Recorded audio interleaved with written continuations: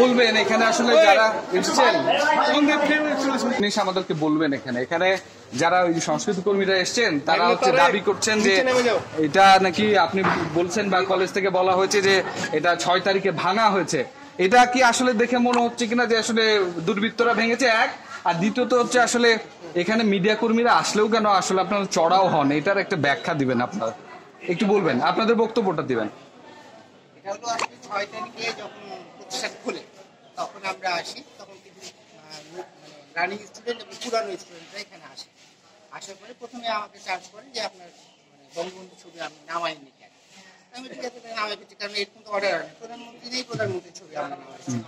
তারপরে ওরা ইয়ে করে যে এখানে ব্যানারগুলো লাগানো আছে, যেহেতু প্রধানমন্ত্রী ব্যানারগুলো তো সাময়িক ব্যানার যেগুলো ছিল সেগুলো প্রধানমন্ত্রী ছিল, তো বললো যে আপনি ঠিক আছে নামাই ফেলার পরে ওরা তখন বললো যে এই জায়গাটা আমরা ভেঙে ফেলবো। কেন ভেঙে ফেলবো?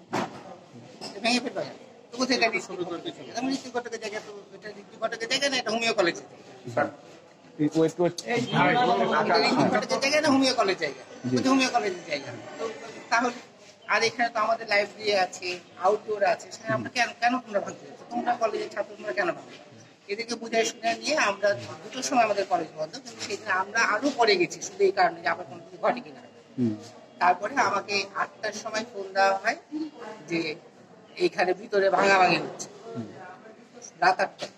আমরা তখন 8টার সময় আমি টিয়ারসাকে বলি যে আপনি ক্লাসে বলতে যাওয়ার সময় 8:15 বা 20-এর দিকে আমরা আসছি। আসার পরে দেখি মানে 6-7 জন লেবার, 6-7 জন লেবার, হ্যাঁ, তারা এটা ভাঙতেছে। তারা বললাম যে তোমরা কারা?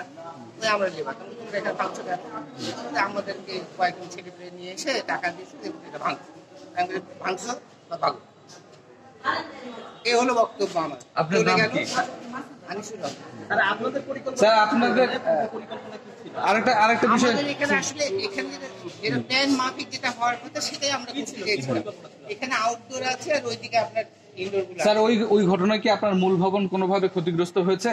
না, আমার মূল ভবন ব্যাপারটা নাটকীয় মনে হচ্ছে না? নাটকীয় বলবেন যে আপনারা যেহেতু ছাত্ররা এই কাজটা করে না, এটা রহস্যজনক কিনা আপনার ইন্ধনে এটা ভাঙা হয়েছে কিনা? না ভাই, আমি সরাসরি প্রশ্নটা করলাম। না, এটা আমি জানি না, কারণ হচ্ছে আমার এখানে আউটডোর ছিল, আমার এখানে লাইব্রেরি ছিল, হ্যাঁ, তারপর এখানে গার্ড থাকতো। আরেকটা প্রশ্ন ছিল যে এর আগেও মিডিয়া কখনো চড়া হয়েছে আমার জানা নেই স্যার। এখানে একাধিকবার আপনার অনুমতি নিয়ে আসার পরেও আমরা ক্যামেরা নিয়ে ঢুকতে পারিনি, আমাদের কাছে রেকর্ড আছে, ফুটেজ আছে। সেটা হলো যে আপনি যখন আসছেন তখন বলছেন যে ঠিক আছে প্রিন্সিপালের অনুমতি নেই, নিয়ে ঢুকে। প্রিন্সিপাল তো আপনি, আপনার সাথে আমার কথা হয়েছে, এরকম কল রেকর্ডও আছে, আপনি অনুমতি দিয়েছেন, কিন্তু আপনার এইখানে হচ্ছে লোকজন থাকতে দেয় না কেন? আপনার কি তারা মানে না? তারই ফলাফল কি এটা? ইমোশনাল। আচ্ছা, আপনি যে স্টুডেন্টের কথা বলছেন, তারা কি এই কলেজের স্টুডেন্ট না বাইরে? ভাঙচুরের সঙ্গে সম্পৃক্ত হিসেবে যাদের কথা বলছেন 10:30 দিকে যারা আসছে, জি জি, তারা এখানকার 2-1 ছিল, আর আমি বাকিগুলোকে আপনি চিনেন নিশ্চয়ই তাদেরকে, যে 2-1 ছিল। ওই যে একজনের নাম বলে 1100 স্টুডেন্ট, আমার এখানে 1100 স্টুডেন্ট, সবাইকে চিনেন। আপনি যেহেতু বললেন তারা এক্স স্টুডেন্ট, সেটা তো মার্ক করতে পারছেন যেহেতু, হ্যাঁ, সেহেতু তাদেরকে তো চিনবে না, একদম চিনি। তার মানে তারা আসে যায়, বিভিন্ন জায়গায় দেখা হয়। এখন এটা সংরক্ষণের কোনো উপায় আছে কি, আপনি কি মনে করেন? এটা সংরক্ষণের এখন তো যে মানে ক্লিন করতে যে অবস্থা হচ্ছে, তো সংরক্ষণের আসলে আর কিছু নেই। আপনারা কি করবেন? এটা মূলত এই জায়গাটা এখন কি করবেন সেটা বলুন।